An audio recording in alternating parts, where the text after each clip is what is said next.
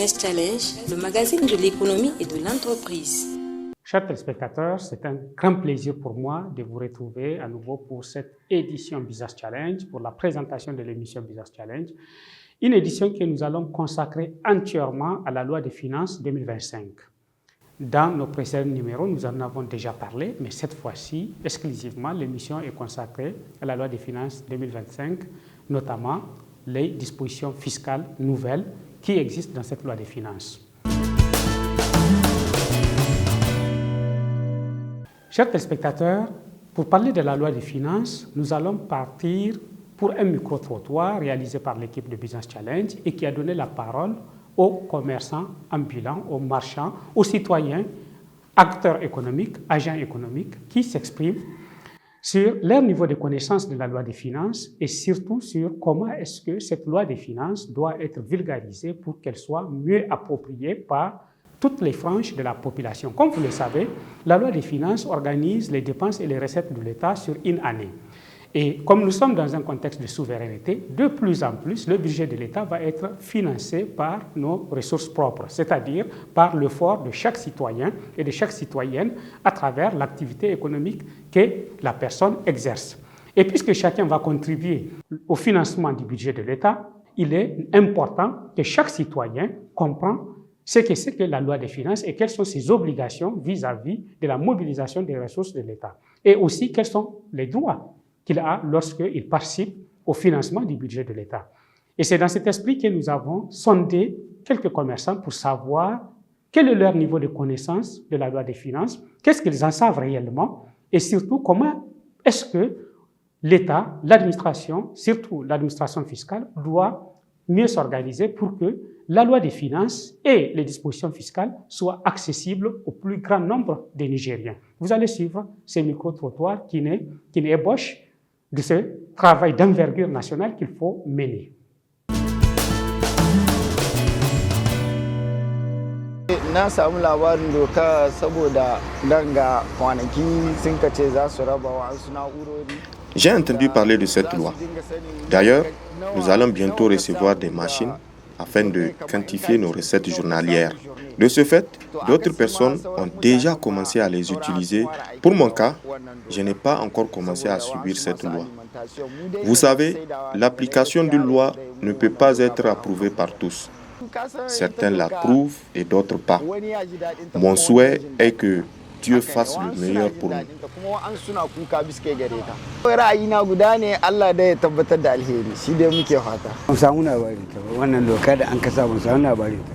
Je ne suis vraiment pas au courant de cette loi. À vrai dire, nous nous sommes installés ici sans autorisation.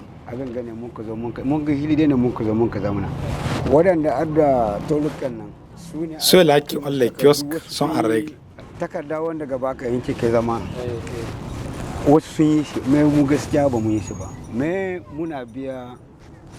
Par contre, nous payons toujours les taxes et il y a une autre somme d'argent que nous envoyons chaque mois à la mairie.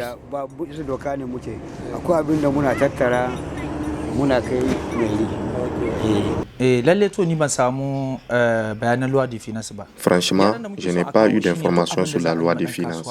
C'est un nouveau local que je viens d'ouvrir. L'arrangement que nous souhaitons est que les impôts fassent diligence aux commerçants, car c'est cet assouplissement qui va permettre aux commerçants de mieux exercer leur commerce et c'est un gage de développement. Cet assouplissement, toujours, fera en sorte que les citoyens achètent les produits moins chers. Donc, s'il y a trop d'impôts, les choses vont se durcir davantage.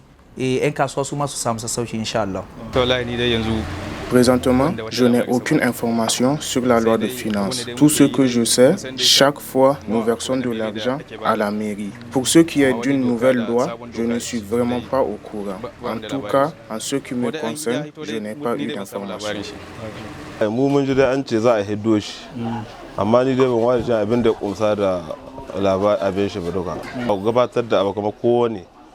Moi, j'ai eu vent de la nouvelle loi de finances, mais jusqu'à là, je n'ai aucune idée du contenu. Il serait préférable que tout le monde sache de quoi il s'agit. J'ai constaté qu'au Niger, les détaillants comme moi sont ceux qui subissent les pressions des impôts et qui ne sont pas impliqués. Pour moi, la meilleure façon de vulgariser la loi des finances est de l'expliquer dans les langues les plus parlées au Niger, l'une après l'autre. Si l'on fait cela, tout le monde comprendrait. Bon, je pense que chaque année, s'il y a une loi de finances, on devrait faire en sorte que tout le monde soit au courant à travers les réseaux sociaux, dans toutes les langues aussi.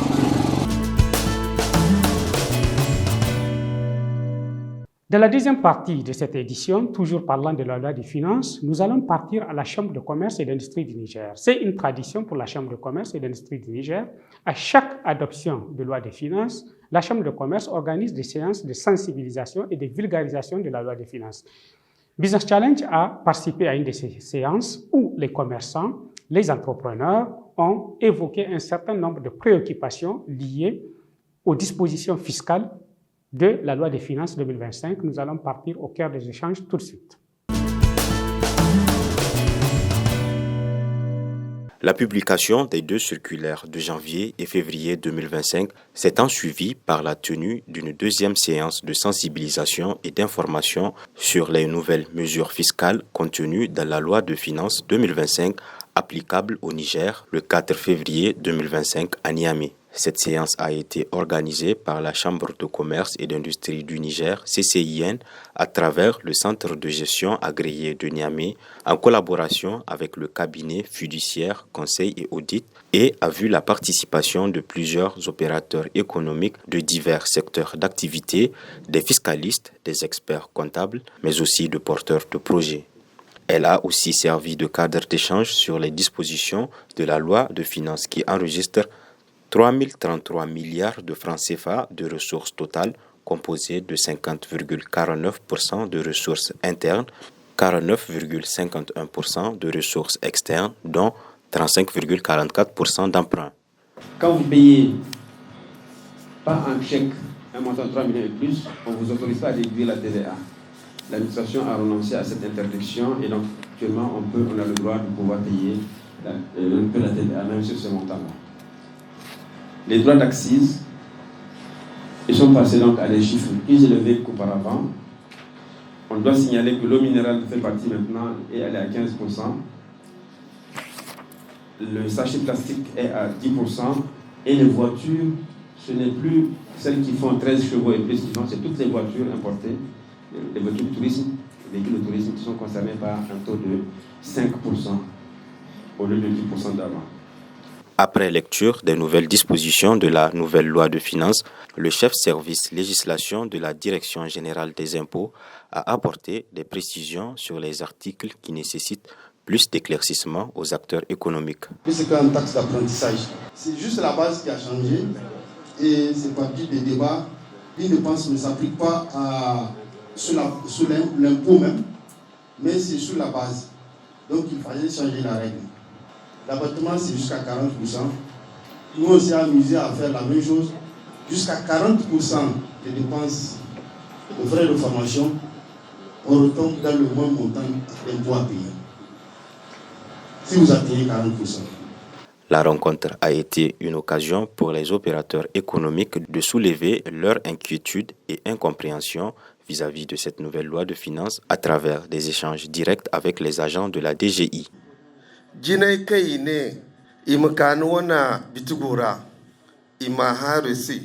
Les marchandises seront soumises à des contrôles et quand les papiers ne sont pas réunis, la douane a le droit de les saisir, les mettre en règle et les ramener dans la boutique. Il y a beaucoup de difficultés. Cette loi a été faite pour nous, dans l'intérêt du pays. Il ne faut pas oublier que suite à la fermeture des frontières depuis les sanctions imposées par la CEDEAO, nos marchandises accusent des retards de 3 à 6 mois avant que nous les recevons. Malgré toute cette souffrance, vous nous imposez des impôts qu'on ne peut pas supporter. Soyez indulgents. Nous sommes tous des Nigériens. Vous avez vu les stations-service. Quand ils ont dit qu'ils ne peuvent pas, vous avez revu leur cas. Faites de même avec nous.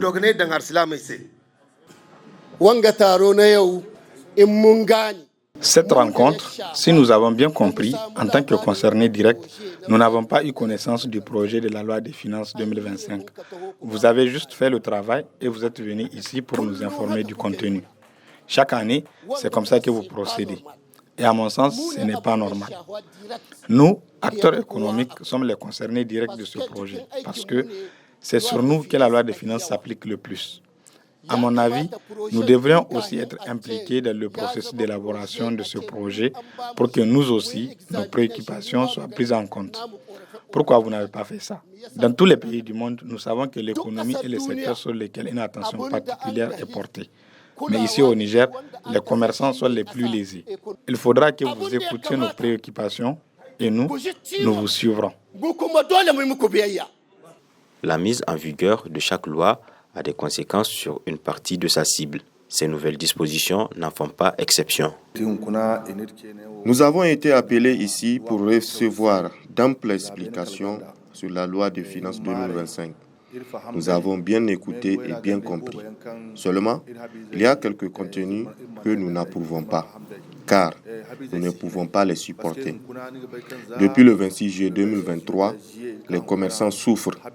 Nos marchandises font 6 mois de trafic avant de venir à destination. Ce qui veut dire qu'on ne reçoive les marchandises qu'une fois par an. Donc, nous ne pouvons pas supporter l'impôt qu'on nous impose, ainsi que la facture certifiée. Un commerçant qui ne vend pas, comment peut-il faire des factures? Et quand on ne fait pas de facture, à la fin d'année, nous sommes amendés d'une somme de 2 à 5 millions. Donc, il faudrait bien que cette proposition soit revue. Notre doléance principale par rapport à la loi de finances 2025, c'est l'application, l'imposition de timbres sur facture à partir de 5 000 francs. Mais jusque-là, nous les pharmaciens, je pense que vu le 200 francs sur chaque facture à partir de 5 000 francs déjà, ce n'est pas intéressant pour nous et pour la population. D'un côté, ça va augmenter le coût des médicaments et les gens vont continuer à déserter peut-être le secteur formel d'approvisionnement au risque de l'économie du Niger et au risque de leur santé publique. Plus globalement, la loi de finances, ce qui a beaucoup animé les interventions des uns et des autres, c'est l'augmentation du taux de l'IMF, l'annulation des réductions TAP, parce que maintenant la TAP c'est sur la base et non sur le montant de l'impôt. Donc je pense que ça aura un coût significatif pour les grandes sociétés et aussi la création des nouveaux prélèvements sur la digitalisation de la DGI.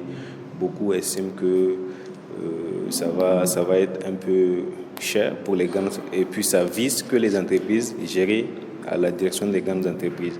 Pour l'année 2025, les dispositions de la loi de finances qui font état de 3 033 milliards de francs CFA semblent être un poids pour certains opérateurs économiques et un soulagement pour d'autres.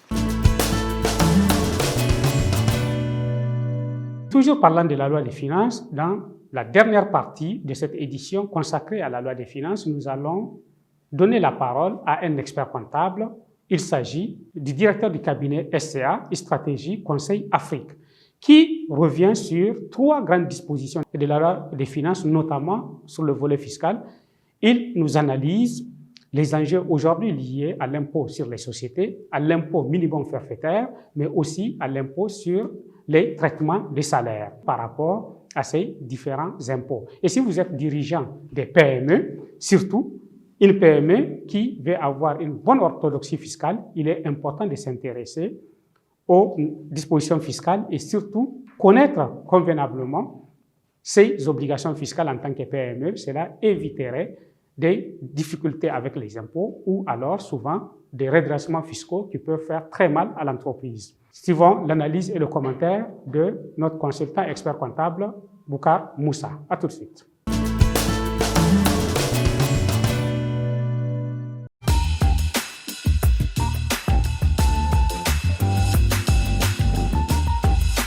La nouvelle loi de finances 2025 a apporté des mises à jour par rapport aux différentes exonérations en matière d'ISB. C'est ainsi qu'aujourd'hui, les sociétés constituées sous forme de WAFC sont dispensées, exonérées complètement de l'ISB. Les institutions constituées sous forme de mutuelles aussi sont exonérées Aussi, les collectivités territoriales sont exonérées en matière d'ISB sous certaines conditions. Aussi, il faut noter qu'en matière d'ISB, une des principales innovations, c'est que toutes les entreprises qui ont un chiffre d'affaires supérieur à 500 millions de chiffre d'affaires sont tenues de faire viser leurs états financiers par un professionnel comptable. Donc, professionnel comptable inscrit à l'ordre des experts comptables. Et ça, l'administration compte sur cette nouvelle mesure pour assurer la qualité et la fiabilité des états financiers qui vont être déposés au niveau des impôts. Toujours en matière d'ISB, il faut noter une mise à jour des taux en matière d'IMF. L'IMF, c'est l'impôt minimum forfaitaire. Et dans la pratique, il faut noter que toute société, même en cas de déficit fiscal, est tenue à payer l'IMF. Donc, dans le calcul de l'ISB, on fait toujours une comparaison entre l'ISB et l'IMF. On prend toujours le plus fort. Donc, c'est vraiment le minimum forfaitaire. Et là-dessus, les taux ont été revus, en particulier pour les entreprises industrielles. Avant la loi de finances 2025, ce taux était de 1%. La nouvelle loi de finances l'a ramené à 0,75. C'est pour vraiment favoriser la création des entreprises industrielles que le législateur a pris cette décision. Par contre, pour les autres activités, donc notamment les entreprises de prestation de services et commerce, là, le taux est revu à la hausse. Avant la loi de finances 2024, on avait un taux de 1,5%. Aujourd'hui, ce taux il est passé à 2,5%.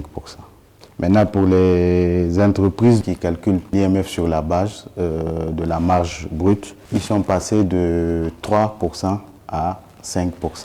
Et enfin, pour les marketeurs et promoteurs indépendants du secteur du pétrole, avant on avait un barème en fonction du chiffre d'affaires, donc les taux variaient entre 7 et 6%. Aujourd'hui, on a un taux unique de 15% qui est appliqué sur la marge.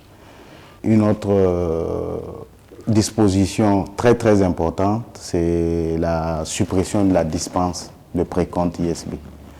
Qu'est-ce qui se passait? C'est que par le passé, toutes les entreprises qui effectuent un chiffre d'affaires supérieur à 800 millions ont la possibilité d'introduire un dossier au niveau de l'administration fiscale pour bénéficier de ce qu'on appelle la dispense du précompte ISB. Cette dispense fait en sorte que lors de leurs transactions, au moment des règlements par les clients ou bien au niveau des opérations en douane, avec cette dispense, on ne leur appliquait pas le précompte ISB. Malheureusement, l'administration s'est rendue compte qu'il y avait beaucoup d'abus quant à l'utilisation de ce précompte et avec la loi de finances 2025, on a décidé de ne plus octroyer cette dispense pour les entreprises. Par contre, les dispenses qui ont été émises au titre de l'année 2024 qui doivent courir jusqu'au 30 avril 2025 sont encore valables, ce qui est sûr, jusqu'au 30 avril. Mais à partir du 30 avril, ces entreprises-là vont être soumises à la retenue du précompte ISB.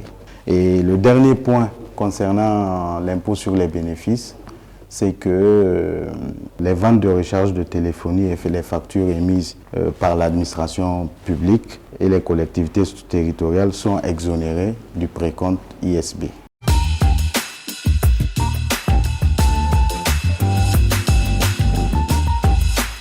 Donc la RCF, c'est la retenue pour conformité fiscale. En réalité, qu'est-ce qui s'est passé? Il y a 2 ans de cela, la loi de finances 2022 a instauré ce qu'on appelle le PIF, prélèvement pour incivisme fiscal. C'est une retenue qui est opérée lors des paiements au profit des prestataires qui ne sont pas à jour de leurs obligations fiscales. Donc tout contribuable qui ne dispose pas d'ARF est sujet à être soumis à ce prélèvement pour incivisme fiscal. L'année dernière, il y a eu une évolution.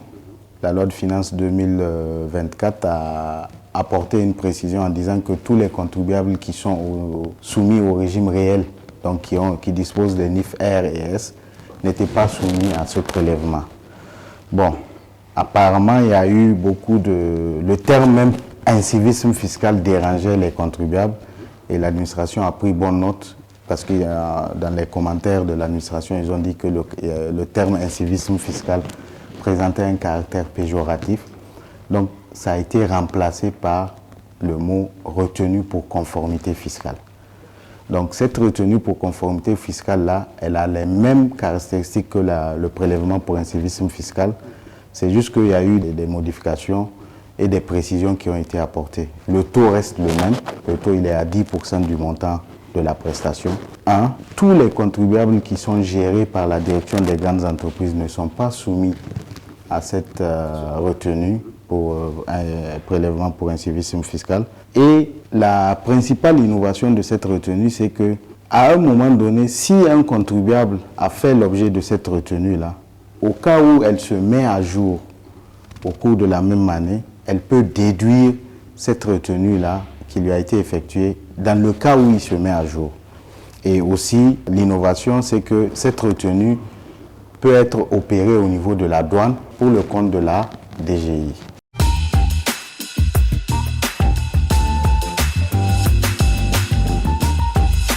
Donc, en matière d'ITS, c'est que la nouvelle loi de finances a apporté comme précision, c'est que les indemnités de fonction des membres des conseils d'administration qui sont soumises à l'IRVM par le passé sont expressément soumises aujourd'hui à l'ITS. Qu'est-ce qui se passe? C'est que par le passé, la loi n'était pas claire quant à l'imposition des rémunérations qui sont versées à caractère permanent, notamment au président des conseils d'administration. Donc, aujourd'hui, si une rémunération versée, notamment au président des conseils d'administration, a un caractère permanent, la loi précise que cette rémunération doit être expressément soumise à l'ITS et non à l'IRVM. Maintenant, pour les autres administrateurs qui bénéficient de rémunération de façon ponctuelle quant à leur participation aux différentes instances de la société, elles restent soumises à l'IRVM. Donc, il appartient aux sociétés d'apprécier le caractère permanent ou non qu'ils versent aux membres du conseil d'administration. Donc, dans le cas où les indemnités de fonction sont versées seulement à l'occasion des réunions, elles prennent la forme de jetons de présence et c'est l'IRVM qui est dû dans ce cas. On a vu 4 ou 5 points relatifs à la nouvelle loi de finances. Je vous invite donc à rester en attente pour les secondes émissions de la Minute Fiscale où on va encore parler d'autres points et de réformes relatives à la loi des finances 2025. Je vous remercie. Chers téléspectateurs, dans cette dernière partie de Business Challenge, je vous propose la chronique de Business Challenge. Et pour cette chronique, je vais échanger avec vous sur la notion de la confiance entre l'État et les citoyens. Dans notre processus de refondation au Niger, une des équations à laquelle il faut trouver des réponses, c'est aussi comment rétablir la confiance entre l'État et les citoyens, surtout la confiance entre l'administration publique et les citoyens de manière générale. Bien sûr, au sein de notre administration publique, un peu partout, au niveau de l'élite nationale, nous avons des experts qui peuvent éclairer les décideurs sur cette question. Ou même les décideurs eux-mêmes ont leur approche, peut-être pour développer des politiques visant à mieux restaurer la confiance entre l'administration publique et les citoyens. C'est une condition sine qua non pour adhérer aux politiques publiques et pour faire en sorte que ces politiques publiques soient des réussites. Prenons un exemple dans le cadre de la loi des finances. Lorsqu'on pose la question aux citoyens dans la rue, s'ils connaissent la loi des finances, la plupart répondent que non, ils ne la connaissent pas. Et même ceux qui entendent parler, par exemple ceux qui sont à Niamey, qui sont un peu plus avertis, parce qu'ils font des activités économiques, parce qu'ils sont en relation avec les institutions de la République, qui entendent parler de la loi des finances ne connaissent pas réellement son contenu. Pourtant, cette loi des finances, dans une large partie, affecte la vie de tous les citoyens. Chacun est concerné par la loi des finances, ne serait-ce que dans ses dispositions fiscales. Mais au-delà de ces dispositions fiscales, la loi des finances, c'est elle aussi qui organise les dépenses de l'État, les investissements de l'État au cours de toute l'année. C'est elle qui organise aussi comment l'État va mobiliser les ressources en touchant le porte-monnaie de chacun, des citoyens, ou alors en touchant une partie de son activité. Alors, lorsque tout cela est décidé, sans que le citoyen soit pleinement conscient, informé de ce dont il s'agit, naturellement, il y aura des difficultés à adhérer. Sur la question de la fiscalité, sur la question des impôts, il y a quelques années, l'administration fiscale a initié des campagnes de communication sur le civisme fiscal.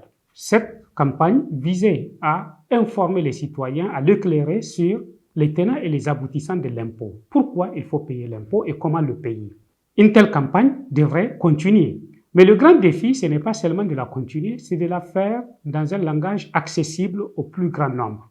Que ce soit pour la loi des finances, que ce soit pour les dispositions fiscales, que ce soit pour d'autres politiques publiques, un des grands défis que nous avons est que une grande partie de la population ne peut pas y avoir accès parce que nos documents, nos modes de diffusion restent encore en français. Et une bonne partie de ce français aussi est un français spécialisé, un français soutenu, qu'une bonne partie de la population ne peut pas comprendre. Il se pose donc la question de comment est-ce qu'aujourd'hui, il faut travailler pour que ce soit pour les impôts ou pour les autres politiques publiques, qu'elles soient vulgarisées dans nos langues nationales avec une approche qui permettrait aux citoyens les plus ordinaires de pouvoir avoir un niveau de connaissance optimal sur ces politiques publiques. Dans le micro-trottoir qui a été effectué par l'équipe de Business Challenge, cette préoccupation est ressortie. Certains commerçants ont exprimé le besoin de voir que les impôts leur soient expliqués dans nos langues, en Hausa, en Jarma, en Peul, en Tamashek et dans toutes les langues du Niger si possible. Pareil, lorsque il y a des rencontres au niveau de la Chambre de commerce, certains de nos grands commerçants, de nos grands entrepreneurs ne sont pas forcément des gens lettrés qui savent lire et écrire. Pourtant, ils sont souvent des gros contributeurs dans le cadre des lois des finances. Comment faire pour qu'ils puissent comprendre la matière? Mais au-delà de cela, de la vulgarisation, revenons un peu en amont. Quelquefois, certaines politiques publiques ont des difficultés à mobiliser, à faire adhérer les populations parce qu'elles ne sont pas faites avec un niveau important de concertation avec les groupes concernés. C'est le cas souvent des lois des finances. Quelquefois, les lois des finances, avant leur adoption, dans le processus, dans ce qu'on appelle le cycle budgétaire, des consultations sont faites. Mais de plus en plus, ce qu'on observe, c'est que ces consultations restent dans le cadre de l'administration elle-même. Ces consultations n'intègrent pas suffisamment les acteurs qui sont en dehors de l'administration publique. Je parle des forces vives de la nation, que ce soit la société civile, que ce soit les acteurs économiques. La Chambre de commerce souvent reçoit le document de la loi des finances avant son adoption. Mais le temps accordé pour les échanges est souvent un temps très très serré, à peine une petite semaine. Or, un document de cette nature qui engage toute la nation sur le plan économique et social et que les acteurs économiques sont les plus concernés parce que ça affecte leur activité, ça demande leurs efforts à ce qu'ils contribuent en matière d'efforts sur le plan financier, sur le plan des investissements, sur le plan de la trésorerie courante, on ne peut pas réussir sa conception et sa réalisation lorsque le niveau de concertation n'est pas très élevé. Et cela est aussi important, c'est pour cela qu'il faut renforcer davantage le dialogue entre le secteur privé et le secteur public sur toutes les questions d'intérêt national pour renforcer la capacité dans notre pays de développer le pays en synergie avec tous les acteurs. Je pense que c'est ce qui va être l'enjeu de la refondation après que maintenant nous avons fait nos assises nationales et que là, le cap de la transition est défini. Les grands défis qui vont rester sont des défis tactiques et opérationnels de cette nature, notamment faire en sorte que les politiques publiques soient accessibles à tous les citoyens et aussi impliquer toutes les forces vives de la nation dans la conception et la mise en œuvre de ces politiques. Cela permettra, conjugué à d'autres facteurs de gouvernance, comme l'exemplarité de la gouvernance, les questions de mérite dont a parlé le chef de l'État, tout cela conjugué, peut-être, va nous permettre à moyen terme de renforcer davantage la confiance entre l'État et les citoyens. Plus la confiance est renforcée entre l'État et les citoyens, plus l'adhésion aux politiques publiques est facilitée et plus la fierté nationale est affirmée et plus nous allons construire un pays dans la sérénité partagée et dans la fierté pour tous d'être des Nigériens et des Nigériennes qui bâtissent ensemble un avenir commun et radieux.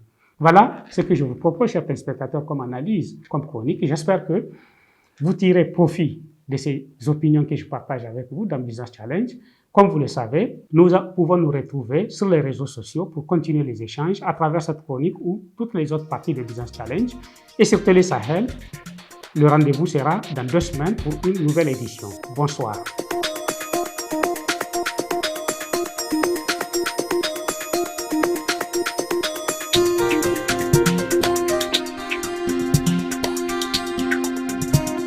Business Challenge, le magazine de l'économie et de l'entreprise.